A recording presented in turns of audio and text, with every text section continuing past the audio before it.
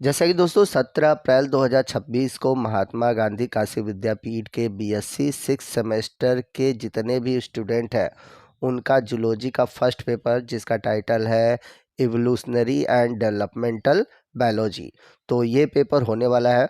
और आपके इस पेपर को देखते हुए आज के इस वीडियो में मैं लेकर आया हूँ आपके जूलॉजी के फर्स्ट पेपर का मॉडल पेपर। और ये ऐसा मॉडल पेपर है जिसके थ्रू आप आने वाले एग्ज़ाम की तैयारी अच्छे से कर पाएंगे। और आपको बता दें कि इस मॉडल पेपर में जितने भी क्वेश्चन दिए हुए हैं उन सभी क्वेश्चन के मैं आपको आंसर भी प्रोवाइड कराऊंगा। तो आज का ये वीडियो आपके लिए बहुत ही इंपॉर्टेंट होने वाला है, तो वीडियो को ध्यान से देखिएगा, पूरा देखिएगा, वीडियो को कहीं स्किप मत कीजिएगा। तो अगर हम बात करें जूलॉजी फर्स्ट पेपर की जिसका टाइटल है इवोल्यूशनरी एंड डेवलपमेंटल बायोलॉजी, आप टाइटल ज़रूर याद रखिएगा क्योंकि आप लोग पेपर के टाइटल याद नहीं रखते और जब आप कॉपी में टाइटल लिखना होता है तो वहाँ पर गलत भरते हो। तो कम से कम आपको टाइटल याद होने चाहिए क्योंकि आपके प्रैक्टिकल एग्ज़ाम में भी एग्ज़ामिनर जो होते हैं वो पूछते हैं कि आप जो पेपर दिए हैं उसका शीर्षक क्या है, उसका टाइटल क्या है, और आपको टाइटल ही नहीं पता होता। तो आप ज़रूर जो भी पेपर देने जाते हैं उसका टाइटल याद रखा करिए। तो पेपर का जो टाइमिंग है वो 2 घंटे है और पूर्णांक जो है 75।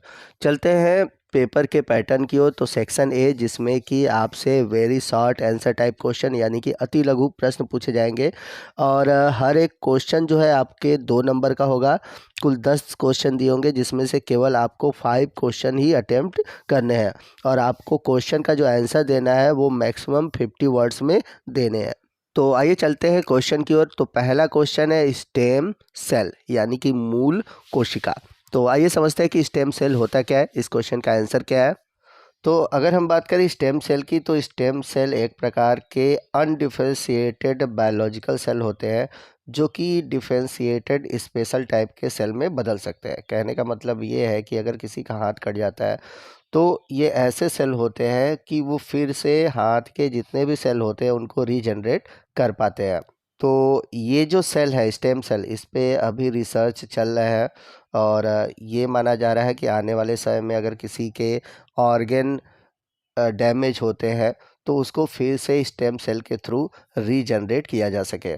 तो ऐसा इसलिए है क्योंकि ये जो स्टेम सेल है इसमें सेल्फ जनरेशन की प्रॉपर्टी होती है और दूसरी सबसे बड़ी प्रॉपर्टी है कि ये अदर सेल में अपने आप को डिफरेंशिएट कर पाता है। तो आइए चलते हैं अगले क्वेश्चन की ओर। अगला क्वेश्चन है एक्रोसोम यानी कि अग्रपिंडक। तो अग्रपिंडक क्या होता है आइए समझते हैं। तो आप सभी ने देखा होगा कि जो स्पर्म है, स्पर्म का जो हेड वाला रीजन है ऊपर एक बहुत ही इम्पॉर्टेंट संरचना पाई जाती है जो कि कैप लाइक स्ट्रक्चर होती है और इस स्ट्रक्चर को हम बोलते हैं एक्रोसोम।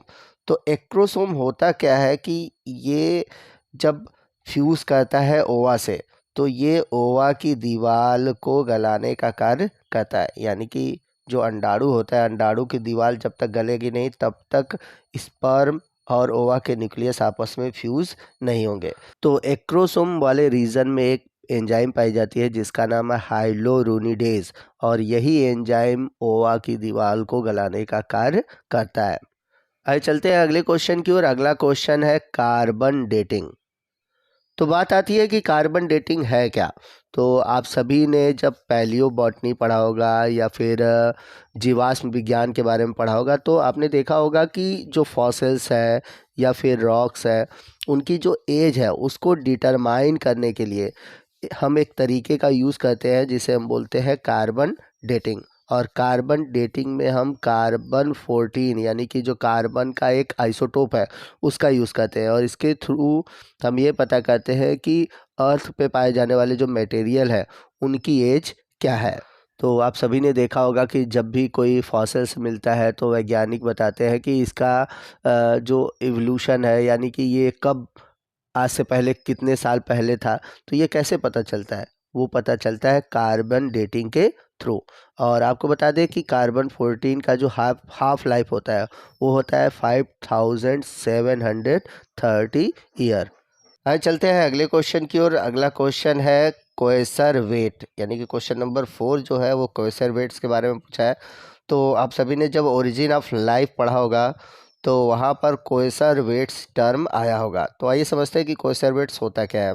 तो जब आप ओरिजिन ऑफ लाइफ से जुड़ा हुआ ओपेरिन का सिद्धांत पढ़ेंगे तो आपको पता होगा कि जो सबसे पहले लाइफ ओरिजिनेट हुआ है वो समुद्र के जल में हुआ था।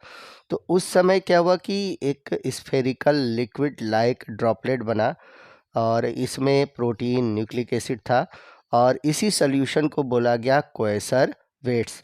और ये एक तरह का कोलाइडल सॉल्यूशन था जिसमें कि कैटलाइजेशन प्रॉपर्टी थी, यानी कि ये एक ऐसा सॉल्यूशन था जो कि अपने आप को खुद डिवाइड कर पा रहा था और उसमें कैटलिक रिएक्शन हो रहे थे। तो एक तरह से देखा जाए तो ये जो क्वेसर वेट्स था ये एक प्रकार का प्रिमिटिव सेल था। आइए चलते हैं अगले क्वेश्चन की ओर। अगला क्वेश्चन है म्यूटेशन यानी कि उत्परिवर्तन। तो म्यूटेशन क्या होता है आइए समझते हैं।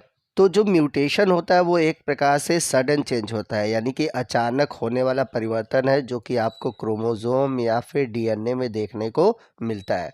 इस कारण म्यूटेशन भी 2 टाइप के होते हैं, क्रोमोसोमल म्यूटेशन और जीन म्यूटेशन।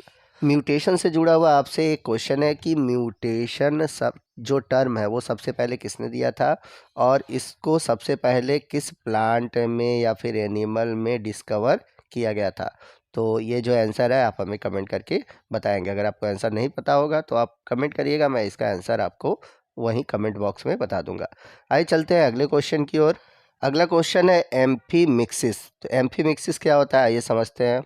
तो ये जो टर्म है एम्फीमिक्सिस बहुत ही सिंपल सा टर्म है।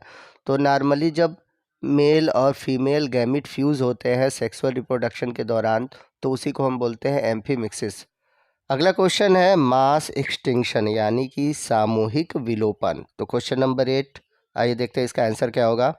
आपको बता दें कि जब हमारे पृथ्वी का निर्माण हुआ तो उस समय जंतु एवं पौधों की लगभग मिलियंस ऑफ स्पीसीज थे, लेकिन हुआ क्या कि एक ही बार में लगभग 5 से लेकर 50 बिलियन स्पीसीज खत्म हो गए, यानी कि उनका विनाश हो गया। और हमारे पृथ्वी पर अब लगभग 1000 स्पीसीज़ की जातियां ही बची हुई हैं, यानी कि लगभग 99.9% जो स्पीसीज़ हैं वो ख़त्म हो चुके हैं। और इसी को हम बोलते हैं मास एक्सटिंक्शन, यानी कि इतने बड़े तौर पर स्पीसीज़ का ख़त्म होना कहलाता है मास एक्सटिंक्शन।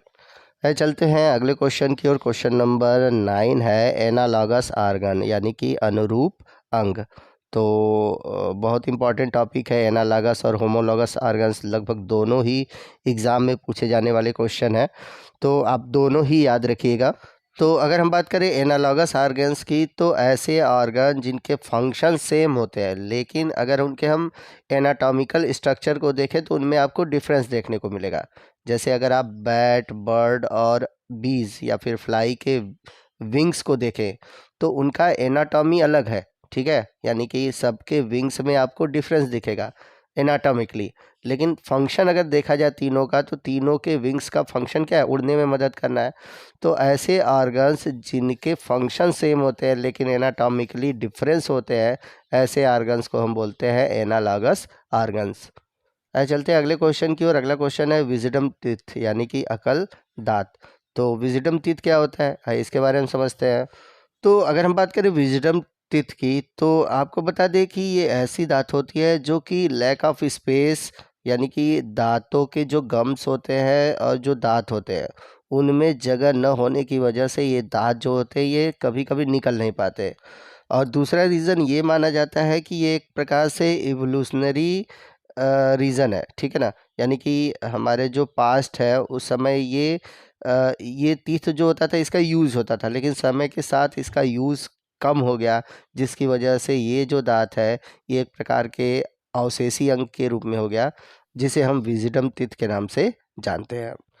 तो ये था सेक्शन ए में जिसमें हमने very short answer type question को देखा। अब इसके बाद आता है सेक्शन बी जिसमें कि शॉर्ट आंसर टाइप क्वेश्चन पूछे जाते हैं। तो जो ये सेक्शन बी और सी है इनके क्वेश्चन अगर आप चाहते हैं कि मैं इन सभी बचे हुए क्वेश्चन पे भी वीडियो बनाऊं, इनके आंसर आपको प्रोवाइड कराऊं, तो आप हमें कमेंट करिएगा। मैं पूरी कोशिश करूंगा कि अगले पार्ट में इस टॉपिक से रिलेटेड वीडियो बनाऊं। आज की वीडियो में बस इतना ही। आपको आज का ये वीडियो कैसा लगा कमेंट करके ज़रूर बताइएगा। वीडियो अच्छा लगा होगा तो प्लीज़ वीडियो को लाइक करिएगा, अपने दोस्तों में शेयर कीजिएगा। तो मिलते हैं अगले वीडियो में अगले टॉपिक के साथ, तब तक के लिए जय हिंद, जय भारत।